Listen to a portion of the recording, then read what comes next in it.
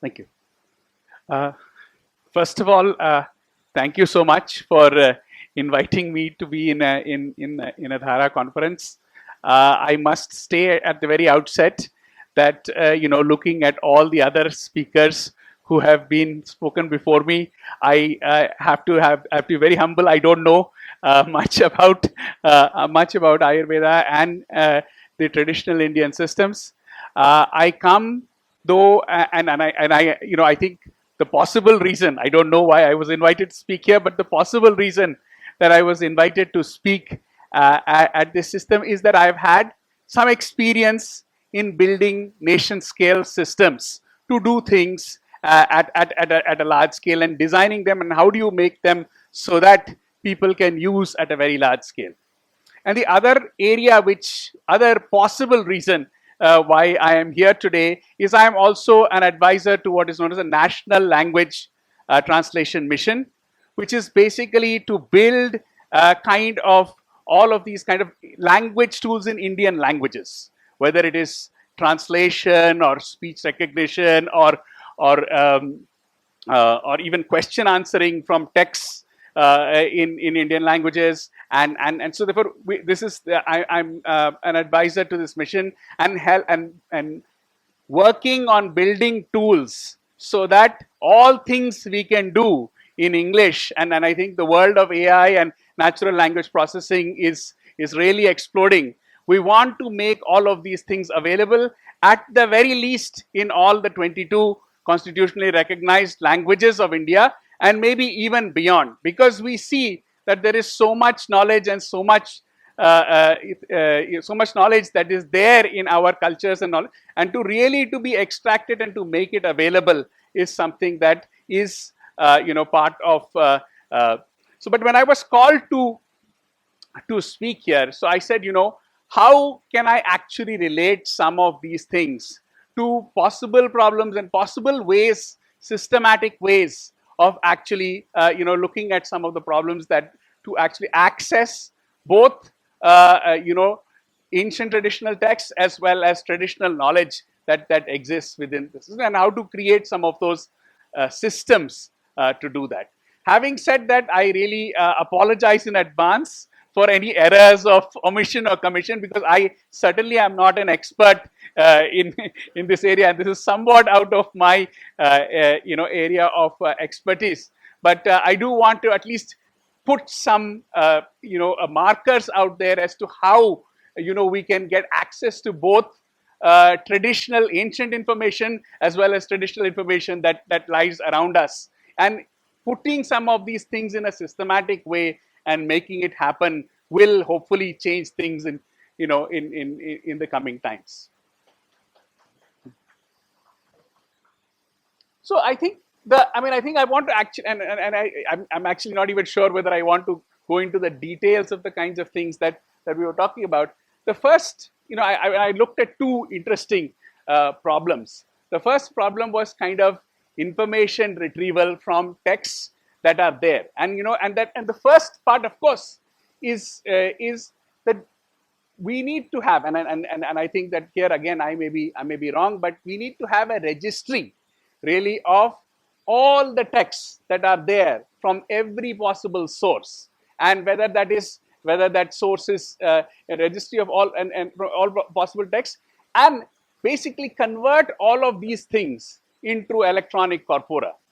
And based, and I think that, and I certainly want to talk to people here and say that to take all the different efforts that are going on to do these things, kind of make them come together and make sure that this electronic corpora, first, these manuscripts are available, this registry is available to everyone. Everybody can access any script, any manuscript from anywhere and actually make that available. Make this now, then convert that from the traditional form to be available as electronic corpora, which makes them accessible to computational tools of different kinds. And of course, once you make things accessible to computational tools, have different kinds of methods where you basically analyze both what was the intent of what was being said in those texts, as well as to actually go to higher level semantic things where information retrieval happens in there. So the point is that we believe that there is a very large set of traditional information that exists, and but not all of it is studied completely. And and to actually use computational techniques and methods to actually make some of those things accessible to a much larger group of researchers. Just because you speak one language should not mean that you are not able to access the various kinds of texts that are available in all different kinds of languages. And the other part is, I think, and if there's, and actually, Vaidya said in the beginning that there is a that we have this traditional texts that are there, traditional knowledge that are there. We need to make a very systematic effort. It is, I think, and it needs to be a multimodal effort. Yes, we need to write down everything we have, but we need to make videos of what we have. We need to look at images of what we have. People have to talk about all the traditional knowledge and bring that in a manner that, people in anywhere in the country can actually access these things. And I think the power of images is there, right? If I actually can explain and talk to you what it is that I know, and creating that structure of traditional knowledge to become available in a very systematic manner. And I think building those kinds of thinking in a large system scale to build those things are actually is where we can see that we can then bring the effort of everybody, and you actually didn't need to know the other person. You can actually, but you can leverage the information and knowledge that is there all across the country, and we can have this massive network effect in what happens. So I think now, I think the point, I just did some kind of things that, basically, if you look at it, first is we need to have a mechanism by which all the knowledge, wherever it is, actually starts coming into a kind of a central place where everybody can access. And an open access is the most important thing. I see lots of different things that people are doing, but it is not open. It is somebody has it, somebody else knows it.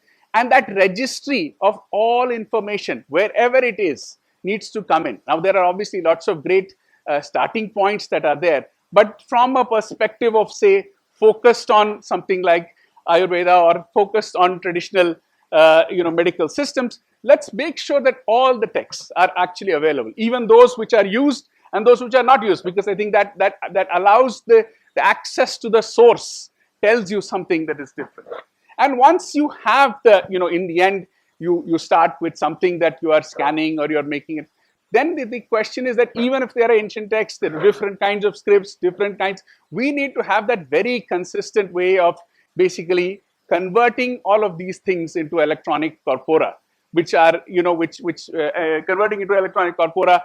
I did a quick review of the tools. I see certain tools are there, certain other tools should be built to make sure that, irrespective of which script, these kinds of corporas, ancient scripts, other scripts, we need to make sure all of those things are there and available. And of course, as you said, and as you see so many things in, many of these things, even if it is Sanskrit, this is in all kinds of scripts, and making sure that they are actually become in a standard form that somebody can actually, research and extract information from these things in a standard way. Now, once you have, electronic corpora, how do you you have to build tools and there are tools, and I think these tools have to get better. I see some of the techniques that are being used in the modern languages in India, and I think that we have to think slightly different on how to use them in Sanskrit and some of these things. I see the effectiveness is, and many of the modern techniques that are related to deep learning, that's much more my comfort zone. Those things need to actually become there. But the syntactic tools, there are good tools already. Very good dictionaries, segmentation, stemming, parsers exist, and many researchers work on these areas. But I see that linkage between an area like Ayurveda and somebody who's working on these kinds of things doesn't seem to be. I think that collaboration needs to come in at a next level that is there. And so therefore there are these tools, and they are getting better and better. Very interesting work has been done on Sandhi and stuff like that in terms of using deep learning, which has actually made lots of improvements in how some of these things, and how do you actually convert it in, obviously most of our shlokas to convert into prose form, which make it more effective for different kinds of information retrieval and things like that, are things that again are things which I think there is the opportunity. This is the time. The technology is there, and we can unleash this this knowledge which is not. Now, even beyond that, you have to go from, you actually have to go to where you are getting to semantic information retrieval, where you are actually taking question answering. And we are working on question answering in modern Indian languages. We believe there are certain, and we actually think that many of these techniques can actually be used to kind of, so that you can get access to any kind of question, and you know the source, that this is where it is coming from.